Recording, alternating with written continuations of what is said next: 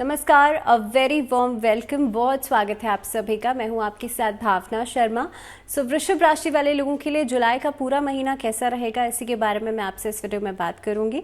और जुलाई के महीने में देखिए, अगर मैं वृषभ राशि वाले लोगों का चार्ट देख पा रही हूँ तो आप लोगों के लिए सबसे इम्पोर्टेंट बात यह है कि 12th हाउस में राहु और बृहस्पति की जो युति है, ये क्या पॉजिटिव रहेगी या नेगेटिव रहेगी, इसके बारे में हम आगे चर्चा करेंगे। साथ ही में शनि वक्रत्व की स्थिति में होकर के दशम भाव में आपके करियर को कैसे ग्रोथ देंगे या फिर कुछ बाधाएं लेकर के आएंगे, इसके बारे में भी चर्चा करेंगे। मंगल की स्थिति 3rd हाउस में बैठ करके पारिवारिक जीवन को कैसे कंट्रोल करेगी और 6th हाउस में केतु। तो ये जो प्लैनेटरी पोजिशंस हैं, ये बहुत इंपॉर्टेंट है इस महीने के अंदर। इसके बारे में हम एक एक करके चर्चा करेंगे and in the end of this video मैं आपको सोल्यूशंस दूंगी कि कैसे आप इस महीने को और ज़्यादा बेहतर बना सकते हैं। सबसे पहली चीज़ तो देखिए ये है कि इस महीने के अंदर जो मेजर पार्ट है वो ये है कि राहु बृहस्पति की जो युति बन रही है, जो कंजंक्ट बन रहा है, वो हो रहा है 12th हाउस में, यानी कि 12वें भाव में। 12वां भाव जो होता है वो लॉसेस का होता है। लेकिन ऐसा नहीं है कि बृहस्पति और राहु की युति 12वें भाव में आपको नुकसान ही देगी। ये आपको विदेश की यात्राएं करवा सकती है, ये आपको काफ़ी हद तक ऐसे किसी कार्य से जोड़ सकती है जो कि ऑकल्ट से जुड़ा हुआ हो, स्पिरिचुअलिज्म से जुड़ा हुआ हो। धर्म कर्म में आप, डोनेशंस में आपकी रुचि अचानक से बढ़ जाएगी। आप ऐसी स्पिरिचुअल फील्ड्स में या किसी ऐसे सब्जेक्ट में अचानक से दिलचस्पी रखने लगेंगे जहाँ से कहीं ना कहीं पे एक सोर्स ऑफ इनकम भी एड अप होता हुआ नज़र आता है। ऐसे सोर्सेस से जो कि बहुत नॉर्मलाइज नहीं है या डेली रूटीन में आप नहीं कर रहे हैं, ऐसे सोर्सेस से पैसा आ भी सकता है। ऐसा नहीं होता कि राहु और बृहस्पति जब 12th हाउस में आते हैं तो वो सिर्फ नुकसान ही नुकसान देते हैं। लेकिन हाँ, एक चीज़ जो बहुत ही मेजरली इम्पैक्ट करेगी, क्योंकि बृहस्पति जो है वो देखिए पैसे का कारक भी है। बृहस्पति आपकी लाइफ में लग्जरीज को भी शो करता है, या कितना पैसा, कितना मनी होल्ड आपके हाथ में रहेगा उसको भी शो करता है। तो कहीं ना कहीं पे खर्चे तो करवाएगा, पैसा आएगा ज़रूर लेकिन खर्चे भी करवाएगा। अब इस अवधि में क्योंकि केतु 6ठे भाव में बैठ करके आपके लिए और राहु 12th हाउस में बैठ करके गैम्बलिंग जैसे कार्यों से भी जोड़ सकता है, या सट्टेबाजी या इस तरह की चीज़ों से भी जोड़ सकता है। तो आपको सबसे ज़्यादा सतर्क रहना है ऐसी चीज़ों में, क्योंकि यहाँ पर लॉसेस होने के चांसेस ज़्यादा बनते हैं। दूसरी बात यह है कि राहु और बृहस्पति की जो युति है वो मेडिकल चीज़ों के ऊपर भी खर्चा करवा सकती है। इस अवधि में काफ़ी हद तक आप देखेंगे आपकी मेडिसिन के ऊपर, प्रिस्क्रिप्शंस के ऊपर खर्चा हो सकता है। तो इस तरीके से भी आप लोगों को थोड़ा सा सावधान रहना है। हालांकि हम हर एक एस्पेक्ट के बारे में बात करेंगे, but I am just giving you N outline कि कौन कौन सा प्लैनेट कहाँ कहाँ होने की वजह से आपको क्या क्या जो चेंजेस हैं इस महीने में वो देखे जा सकते हैं। अगर मैं मंगल की परिस्थिति देख रही हूँ, मंगल की स्थिति देख रही हूँ, तो वो 3rd हाउस में बैठ करके खास तौर पे आपके सिबलिंग्स के साथ, पारिवारिक जीवन में आपके भाई बहनों के साथ, चाहे छोटे हों चाहे बड़े हों, उनके साथ ऐसे अनएक्सपेक्टेड विवाद लेकर के आ सकती है, अनएक्सपेक्टेड क्वारल्स लेकर के आ सकती है, जिसकी वजह से अचानक से आप देखेंगे कि कोई ना कोई छोटी छोटी बहस भी कोई बड़ा रूप ले लेगी। तो इस तरह की स्थितियां जो हैं वो 3rd हाउस में मंगल की वजह से बन सकती है। और ख़ास तौर पर जिनके साथ आपके रिश्ते बहुत स्मूथ, बहुत अच्छे चल रहे थे, उनके साथ भी छोटी छोटी बातों पर क्लैशेस आप देखेंगे आफ्टर 18th ऑफ जुलाई। अब अगर मैं बात करूं यहाँ पर केतु की स्थिति की, तो देखिए केतु और राहु जब दोनों आमने सामने, खासतौर पे 12th और 6th, यहाँ पर आपके गुप्त शत्रुओं को बढ़ाएगा लेकिन ट्रैवल कराएगा राहु। ट्रैवल और टूरिज्म या इस तरह के कार्यों से अगर आपका जो कामकाज है वो रहता है, अगर आप टूरिज्म सेक्टर से जुड़े हुए हैं, तो आप लोगों के लिए समय बहुत अच्छा रहेगा। आप ट्रैवल बहुत ज़्यादा करेंगे, लेकिन हाँ, अपने गुप्त शत्रुओं से थोड़ा सा सावधान रहिएगा। ट्रैवल करते समय अपनी नींद का बहुत ज़्यादा ध्यान रखिएगा। इंसोम्निया के जिन लोगों को दिक्कत है उन लोगों को बहुत ज़्यादा इस अवधि में ध्यान पूर्वक रहने की ज़रूरत है। अपनी सेहत का बहुत ज़्यादा ध्यान रखिएगा। अब हम एक एक करके बात करेंगे अलग अलग एस्पेक्ट्स के बारे में। सबसे पहले अगर मैं आपके लिए आजीविका के क्षेत्र की बात करूं, आपके करियर की बात करूं, आपके प्रोफेशनल लाइफ की बात करूं, तो उसके लिहाज से जुलाई का महीना मैं कहूँगी कि एक मध्यम रिजल्ट्स देने वाला रहेगा आपको। दशम भाव में जो यहाँ पर शनि की स्थिति बनती है, तो शनि जो है वो वक्रत्व की स्थिति में है। चुनौतीपूर्ण परिस्थितियाँ आपके लिए ज़रूर लेकर के आएंगे, लेकिन क्योंकि शनि जो है वो हार्डवर्क का प्लैनेट भी है, तो कहीं ना कहीं पे वहाँ पर बैठ करके आपको हार्डवर्किंग भी बनाएंगे और अच्छे परिणाम आपको मिलेंगे 15 जुलाई के बाद।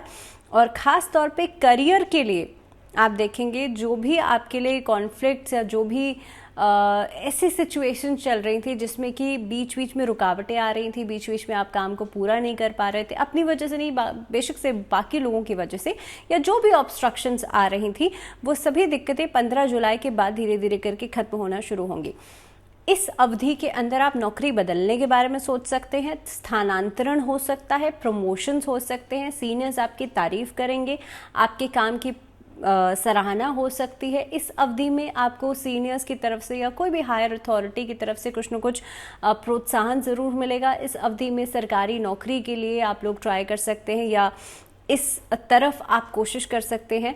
और ख़ास तौर पे ये जो टाइमिंग रहेगा वो पॉलिटिकली लोगों के लिए बहुत बढ़िया रहेगा। पॉलिटिकल आपकी बातों की साख तो बढ़ेगी, लेकिन आप कोई ऐसी बात नहीं कह दीजिएगा जिसकी वजह से आपकी छवि में कहीं ना कहीं पे बदलाव आ जाए। हालांकि क्योंकि देखिए, दो चीज़ें होती हैं, एक तो ये होता है कि आपकी बातों का असर ही ना हो, लेकिन दूसरी बात, आपकी बातों का असर पूरा पूरा हो रहा है, लेकिन आप कहीं ऐसा नहीं हो कि गलती से कुछ गलत बात कह दें। सो दोनों चीज़ों में फ़र्क है।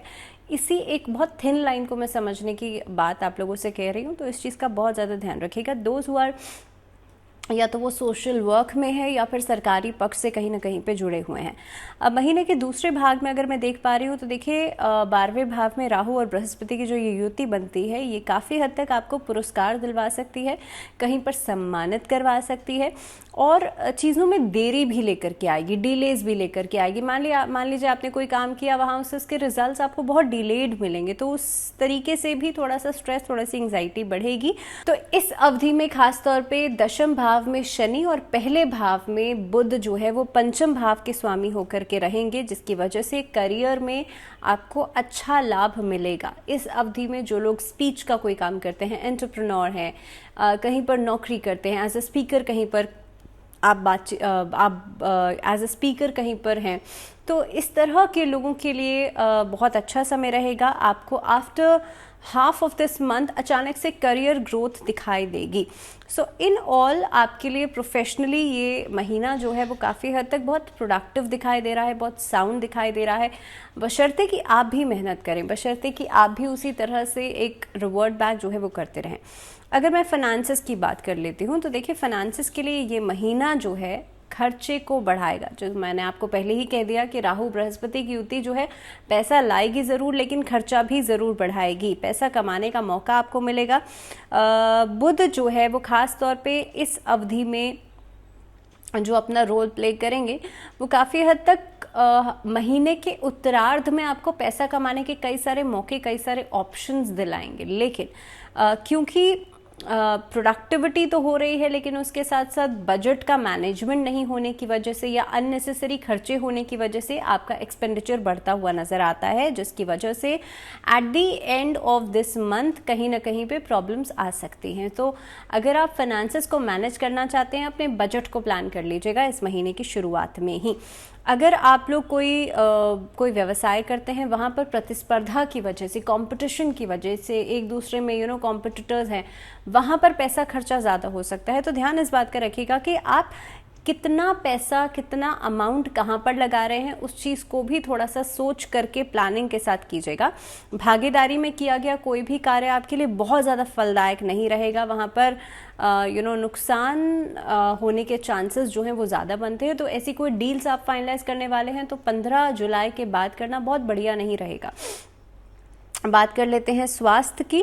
स्वास्थ्य के नज़रिए से देखा जाए तो मैंने आपसे पहले ही कहा था कि 12वें भाव में जो है वो बृहस्पति और राहु की जो युति बनती है, ये स्वास्थ्य के लिहाज से थोड़ी बहुत कठिनाइयाँ ज़रूर लेकर के आएगी। साथ ही सूर्य जो है वो आपके लिए 15 तारीख तक दूसरे घर में मौजूद रहेंगे और 15 तारीख के बाद जो है सूर्य तीसरे घर में आ जाएंगे।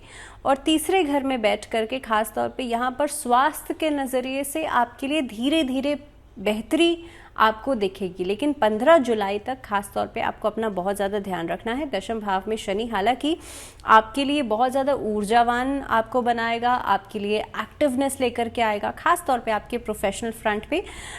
यहाँ पर आपके लिए आपकी राशि से अगर मैं देखूँ तो चतुर्थ भाव पर शनि की दृष्टि पड़ रही है और काफ़ी हद तक आपके लिए लग्जरीज में कमी लेकर के आएगा। तो देखिए, स्वास्थ्य को अगर मैं अपने नज़रिए से देखूं तो मुझे लगता है कि सिर्फ एक हेल्थ खराब या सही हो जाना ही नहीं होता। अगर आपको लग्जरीज बहुत ज़्यादा मिल रही हैं तो दैट मीन्स आप बहुत कंफर्टेबल हैं, लेकिन जब आपकी लग्जरीज कम हो जाती हैं तो कहीं ना कहीं पे आप एक हार्ड वर्किंग मोड में आ जाते हैं या थोड़ा सा अनकंफर्ट जोन में आ जाते हैं। तो वही अनकंफर्ट जोन आपके लिए लगभग 15 तारीख के बाद आपको देखने के लिए मिलेगा। दूसरी बात यह है कि इस अवधि में बहुत बड़ी समस्याओं का सामना आपको नहीं करना पड़ेगा, लेकिन हाँ, छोटी छोटी प्रॉब्लम्स जो हैं वो आपके लिए परेशानी का कारण बन सकती हैं। आपके जो राशि स्वामी हैं वो तीसरे भाव में बैठ करके खास तौर पे इस अवधि में जो ठंडी से जुड़ी हुई समस्याएं हैं ना, में भी आप कहीं बाहर घूमने फिरने जाते हैं, वहाँ पर ठंड लग गई, तो इस तरह की ट्रैवलिंग के दौरान ठंड से बचाव अपना करना बहुत इम्पॉर्टेंट रहेगा, क्योंकि खासतौर पे वृषभ राशि वाले लोगों के लिए इस तरह की जो इन्फेक्शंस हैं या इस तरह से स्वास्थ्य खराब होना काफ़ी हद तक दिखाई देता है। अब अगर मैं बात करूं रिलेशनशिप्स की, तो रिश्तों के लिहाज से देखिए, ये जो महीना रहने वाला है आपके लिए लगभग 15 तारीख तक सिचुएशंस बहुत ही बढ़िया रहेंगी और ख़ास तौर पे जो लोग मैरिज के लिए सोच रहे हैं, मैरिज के लिए प्लानिंग कर रहे हैं, उनके लिए ये समय बहुत प्रोडक्टिव रहेगा। काफ़ी हद तक सगाई या रोका सेरेमनी या इस तरह की जो इनिशियल्स होते हैं किसी भी रिश्ते की शुरुआत में, वो दिखाई दे रहे हैं।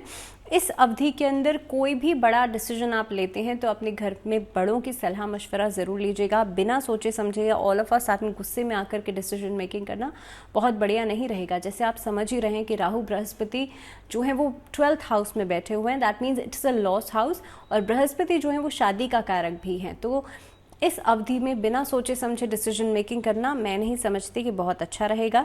आप डिसीजन ले तो लेंगे, लेकिन उसके बाद में आपको कुछ समय बाद पछताना ज़रूर पड़ेगा। कोशिश कीजिएगा खुद में फ्लेक्सिबिलिटी ज़रूर रखें रिलेशनशिप्स के लिहाज से, और ख़ास तौर पर अगर आप शादीशुदा हैं तो इस महीने में आप सामने वाले की बातों को सुनने का प्रयास ज़रूर कीजिएगा। Be a good listener during this time, क्योंकि जितना ज़्यादा आप अपनी बातों को कह रहे हैं वो इम्पॉर्टेंट नहीं है, जितना आप सुन रहे हैं वो इम्पॉर्टेंट है इस रिश्ते को चलाने के लिए। सो इम्पॉर्टेंट इस अवधि में ये है कि आप लिसनिंग ज़रूर करें, और साथ ही में एक बैलेंस बनाए रखने के लिए आपस में एक कंपैशन होना बहुत इम्पॉर्टेंट है, और उसको आप बनाए रखेंगे तो चीज़ें बहुत इजी गोइंग हो जाएंगी आपके लिए। भगवान श्री कृष्ण और राधा जी की आराधना करना इस अवधि में बहुत ही अच्छा रहेगा, और ख़ास तौर पे आपकी राशि के हिसाब से अगर मैं उपाय की बात करूं तो आप कोशिश ये कीजिएगा कि माँ लक्ष्मी को आप इत्र ज़रूर अर्पित करें, उससे आपके रिश्तों में भी सुगंध जो है वो हमेशा बनी रहेगी। पारिवारिक जीवन की बात करी जाए तो इस राशि वाले लोगों के लिए राहु और बृहस्पति की जो युति बनती है वो पारिवारिक बाधाएं ज़रूर लेकर के आएगी। हालांकि बहुत बड़े कॉन्फ्लिक्ट्स तो नहीं, लेकिन हाँ, इनिशियल फेज़ में पारिवारिक बाधाएं, बहस या सामंजस्य नहीं हो पाना, बैलेंस नहीं बन पाना, इस तरह की स्थितियां जो है वो हो सकती हैं। दूसरे भाव के स्वामी बुध जो हैं वो खास तौर पे एंड तक अगर मैं इसकी परिस्थिति देख रही हूँ तो धीरे धीरे करके बेहतरी ज़रूर लेकर के आएंगे, आपकी बातचीत में एक सौम्यता ज़रूर लेकर के आएंगे। लेकिन जो इस महीने की शुरुआत रहेगी वो आपके लिए छोटी छोटी बातों को लेकर के नाखुशी हो सकती है, छोटी छोटी बातों को लेकर के एक सेटिस्फैक्शन कम होना दे सकता है। पारिवारिक जीवन में घर में जो छोटे बच्चे हैं उनकी सेहत को लेकर के या छोटी छोटी बातों को लेकर के वाद विवाद हो जाना, इस तरह की स्थितियां जो है वो बनती हुई नज़र आती हैं। एजुकेशन की बात करूं, अगर मैं पढ़ाई लिखाई की बात करूं, स्टूडेंट्स की बात करूं, तो आपके लिए ये महीना प्रोडक्टिव तो रहेगा, क्योंकि सूर्य की परिस्थिति जो बनती है वो कॉन्फिडेंस देगी आपको। स्पोर्ट्स एक्टिविटीज़ में आपका इंडल्जेंस बढ़ाएगी, या स्पोर्ट्स कोटा के थ्रू कोई अच्छा एडमिशन आपको मिल सकता है। आर्ट में, कला में दिलचस्पी करेगी, और ख़ासतौर पे मेडिकल स्टूडेंट्स के लिए महीना बहुत ही ज़्यादा प्रोडक्टिव रहेगा। आप अगर किसी कॉम्पिटिटिव एग्जाम की तैयारी कर रहे हैं so you will be more incline towards that, आप बहुत ज़्यादा फोकस्ड रहेंगे इस महीने के अंदर। उपाय की बात कर लेते हैं तो ओम दुर्गाय नमः, इस मंत्र का जाप आपको नियमित रूप से 108 बार करना है। इसके अलावा कोशिश ये कीजिएगा कि इस महीने में माँ सरस्वती की आराधना स्टूडेंट ज़रूर करेंगे और ख़ास तौर पे माँ सरस्वती को एक कलम, एक पेन ज़रूर अर्पित करेंगे। कोशिश कीजिएगा बुधवार के दिन आप इस उपाय को करें, शुक्ल पक्ष के बुधवार के दिन करें और डेली सूर्य को अर्घ ज़रूर दीजिएगा। उससे भी आपका कॉन्फिडेंस, आपका विल पावर जो है वो बहुत बढ़िया रहेगा। और इसी के साथ इस वीडियो में फ़िलहाल इतना ही। मुझे दीजिए इजाज़त, लेकिन जुड़े रहिए आप लोग चैनल के साथ। नमस्कार।